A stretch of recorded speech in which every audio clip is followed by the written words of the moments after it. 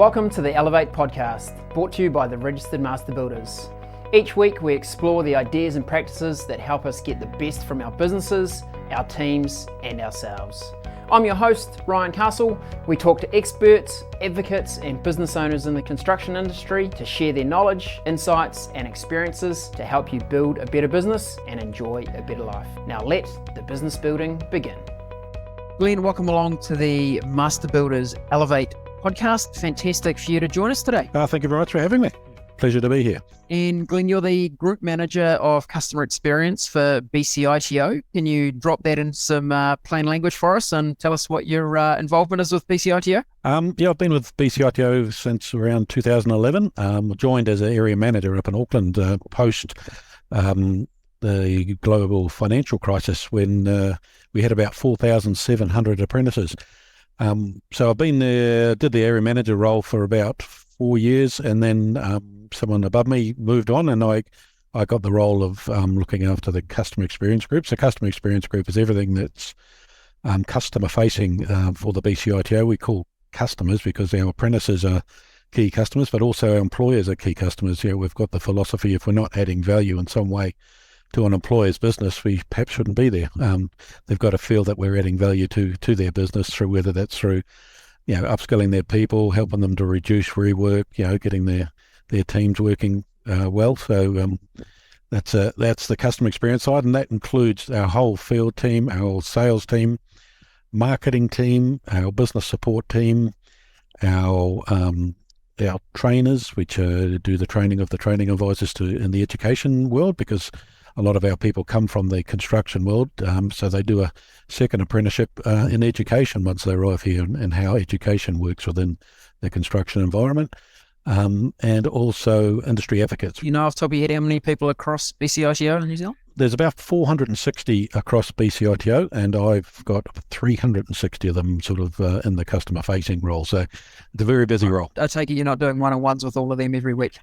No, I've got a great team of managers that help me with that. Fantastic, good to hear. And Glenn, at a personal level, what is it about working with BCITO that kind of drew you to the organisation and keeps you there? I came to the BCITO from the FMCG, fast moving consumer goods world. So I was a people leader in Fonterra, basically, and I knew what the BCITO did, and I saw an ad there for the area manager when I was having a sort of not quite midlife crisis, and applied, and they were just, at that time they were looking for people managers.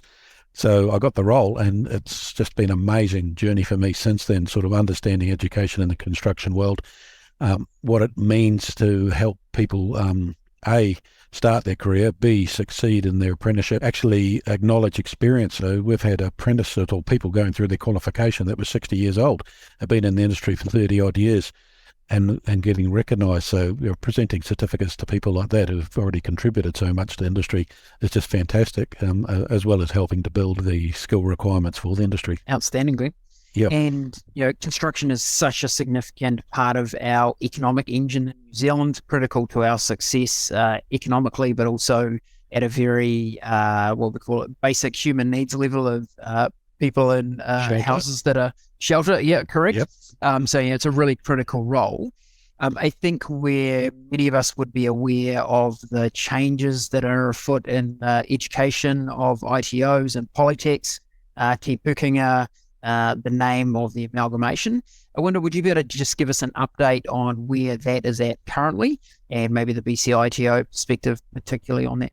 So the government announced the reform of vocational education about 3 years ago. So it's nicknamed ROVE, ROVE, and that involved having a look at the whole tertiary vocational education sector and how it was working and how could they aim to make it a better environment.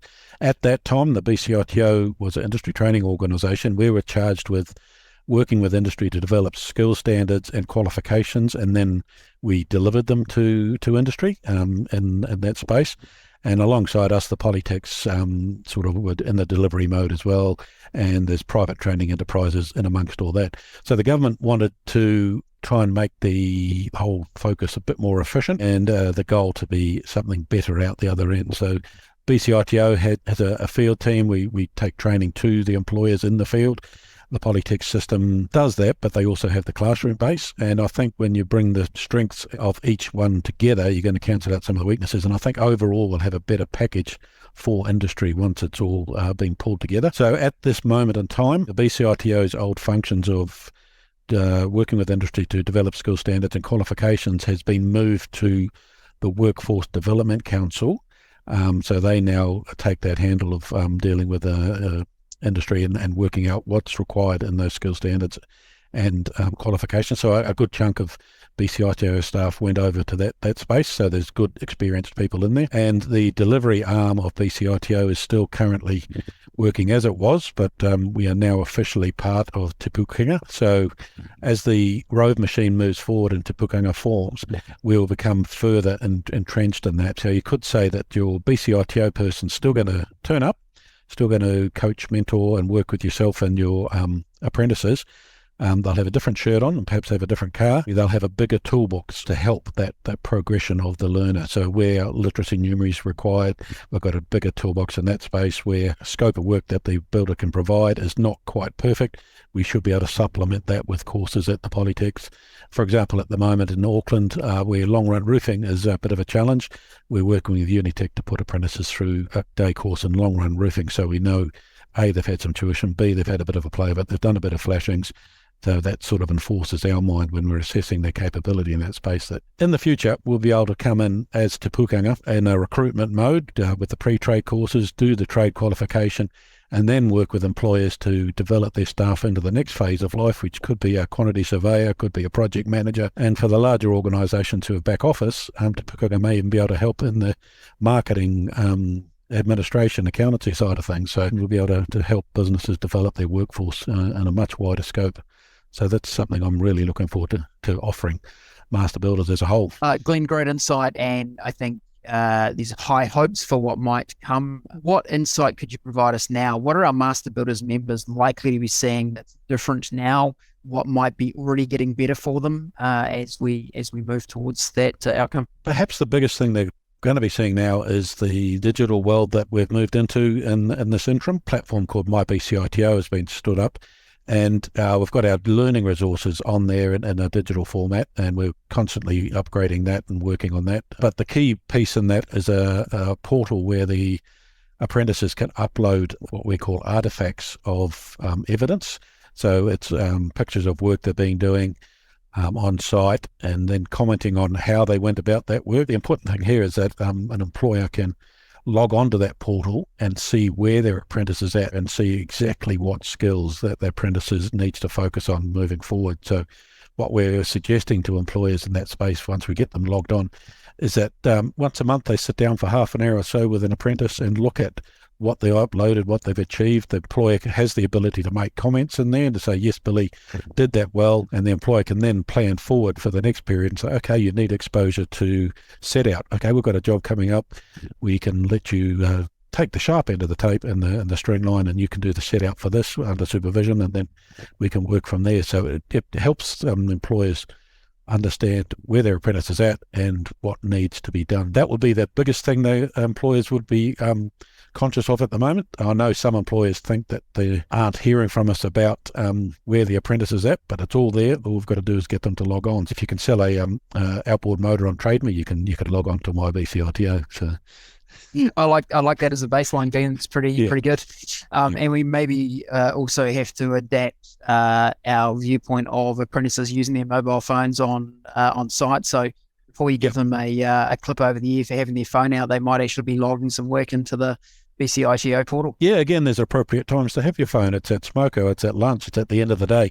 It's not while you're meant to be working. So yes, and for the learners that are coming 2 or 3 years down the track that have come out of school and their whole life has been digital. So we're in that transition between the two, and couple of years' time, everything's going to be pretty much digital. Even if you think about the way consenting are going and inspections, it's getting more and more digital as well. So as an industry, the construction industry has to grasp this digital world and use it to their advantage. And I think what you said at the beginning is still fundamental. You're trying to do the right thing by the clients, whether it's the apprentice or the construction business owner, trying to give them more, as the owner, more insight to where their apprentice is at. Because if we can develop more capable apprentices, it's only going to be good for the construction company owning their business. Exactly. Right? So it makes a lot of sense. Glenn, let's turn our attention to the Apprentice of the Year, a big element for master builders, and I think a pretty prestigious competition. It's some pretty serious bragging rights to say you've been awarded Apprentice of the Year.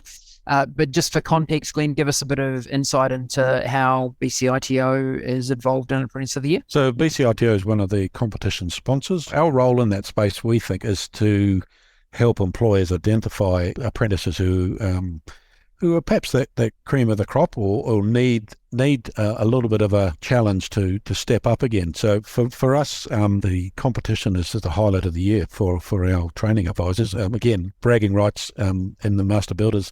It's the same for us at the BCITO. The training advisor who has the Apprentice of the Year as part of their database gets a mentor's mitre, so they get recognised as being a good mentor and working through it. But for us, for the apprentice, the reason why we think apprentices should be involved in the competition is it's a chance to benchmark yourself against other apprentices in your region, and if you make the finals nationally, meet other like-minded apprentices, because the relationships that are formed in that competition are pretty long-lasting. That's something that a number of the apprentices bring up. It's to challenge yourself as an apprentice, to just go from within that world of the building site out to the wider world of the industry. And the big one is stepping outside your comfort zone, attending the interviews, attending the practical competitions at Carter's, showing your skills, putting a bit of practice in with your hand tools, especially because hand tools are something that's perhaps not used as much as, with the nail guns and drop saws and battery saws and all that nowadays. So hand tools are a very important part of it. For me, another component there is to learn from their experience. So a lot of our apprentices in that space are probably going to be the entrepreneurs of the future. They're the next employers in the Master Builders stable. And when they're in that space, they're going to have to sell themselves as a builder, as an entrepreneur, as a trusted member of the industry, to clients, to architects, to everyone. So doing the Apprentice of the Year, you sort of start to learn what that's involved. So you're having to talk about yourself, talk about your talents, talk about the quality of work you're doing. So I think it's an important piece for apprentices in that space. And of course, there's the prestige of being able to put something about the Apprentice of the Year on your CV, whether you're an entered, whether you made the regional finals or whether you made the national final. It's all really good prestige on your CV. And I think there's an equal importance in the employer space to have apprentices enter. For an employer, it's always a challenge to attract talent into your business. So part of your talent attraction is to say that we aim for our apprentices to enter into the Apprentice of the Year. It's good for retention. Your teamwork, your team culture builds around the Apprentice of the Year, and therefore your whole team collaborates a lot better. And then there's marketing involved in that as well. A lot of builders enter the Master Builders House of the Year competition as part of their marketing. But there's another step about your whole team being qualified tradespeople, and the fact that you've bred X amount of Apprentice of the Year finalists or champions, so it says something about your culture and your team's abilities in that space as well, which again gives your clients that confidence that, hey, I've picked the right builder. They're going to deliver a magnificent job, and I've gone the steps. It's just as important, I think, the employers showcase their team skills in that space as well. Yeah, good overview for us there, Glenn. Have you got any personal stories or observations, people that have entered, and maybe what you've seen, the journey they've been on as part of the Apprentice of the Year? There was the first female finalist up in Auckland. She was an amazing young woman who now, I believe, is running a business. She bought the business off her boss. But at the same time as she was doing her apprenticeship and entering the Apprentice of the Year, she was working at Unitec to be a construction management degree. So talk about multi-talented, multitasking. So meeting amazing people like that who have really got a plan, they're moving where they're going and succeeding. So it's amazing just meeting and being inspired by people in that sort of space. And then there are employers, there's a particular one out of Hawke's Bay who had a number of champions. So again, just wanting to talk to these employers about their business's culture and how they develop that culture and how they work and develop their people. And they talk about these Apprentice of the Year finalists that they've had move on, but they're still part of that that firm's culture, because usually there's subcontract back and things like that, and how that, you look at how that's developing talent in the region for that, for the industry. So it's just some amazing stories in that. And of course, we've had some amazing people with physical challenges that have A, excelled in winter sports, and B, made the finals of the Apprentice of the Year competition. So just overcoming some of the challenges in the Yeah. It's amazing. And Dane Schnell was our winner of the 2022 Apprentice of the Year. Have you personally had the opportunity to meet Dane? No, I haven't done it yet. With all that's been going on in our world, I've spent far too much time encased in a building in Wellington, not getting out enough. So I love going to the regional finals and having my speaking space and talking to the apprentices afterwards. It's just like the graduations we have. That's where I get my hit and satisfaction from, is seeing that success. But great to see them succeed. Fantastic. And like all relationships, the more you put into them, the more you get out of them. And when we look at a apprentice, there's an investment certainly by the business owner and working with them. There's likely a significant investment by the other tradesmen that are on site helping to educate and grow. BCITO investing in them, and then I'm sure we also see lots of support from whānau and everything around them as well. And it's the product of all of that input and the individual's application and dedication to their craft. It's the sum of all those parts that are creating some fantastic young people for our construction industry. It's definitely, there's that old saying that it takes a village to bring up a child. It's the same in the construction industry to produce a talented tradesmen. It's not just their effort, it's their boss's effort, their trainers' effort, their team's effort, and of course that whānau support in the background, keeping them focused, because every apprentice goes through a few challenging times when the book works a bit much, or I don't quite comprehend the algorithms or the Pythagoras and the things like that. So it's all part of that family that gets around them and gets them through. It's the great thing about this business. It's all about people. And Glenn, many people in the industry have said, hey, we want to get more female involved in our industry. They bring a different perspective and different skills to our industry. What are you observing in terms of more female participation, and maybe what's BCITO doing to support that? Yeah, we've got a woman's advocate as part of our team. So she's just completed a what you could say, a module that's going to go onto the My BCITO site for employers and women in construction. Mainly for the employers, is about making a safe environment for women to come on board. Construction's a bit of a blokey environment. It's been improving in the last years. You have to look about mental health.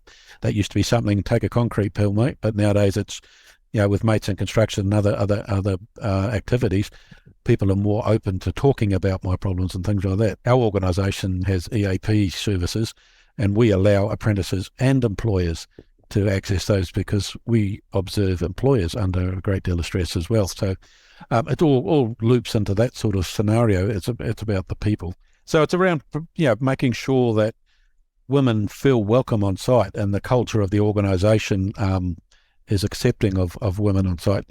You get people saying, oh, they can't lift enough and all this sort of stuff, but if you think about occupational health and safety laws, people shouldn't be lifting much more than 20 kilos anyway. So, and with a lot of the tools and that are coming in site, it is actually a lot safer for them to be in that space. So they're not strong enough is not an excuse anymore. And whilst the construction is no doubt a physical pursuit, it's actually it's a thinking game, isn't it? How you problem solve, how you figure out different ways to do things more efficiently. You use a lot more of your top 6 inches than you do your biceps. Yes, that's for sure. And although it's a challenge for women to come in there, once they're there, that eye for detail and the piece that most employees talk about, the fine work and the great finishing skills and all that sort of stuff is what they bring in there. Organisational skills, a lot more organised. The goal for the BCITO in this space, we have national advisory groups, and you sit in those and the conversation feels like you're talking about an alien.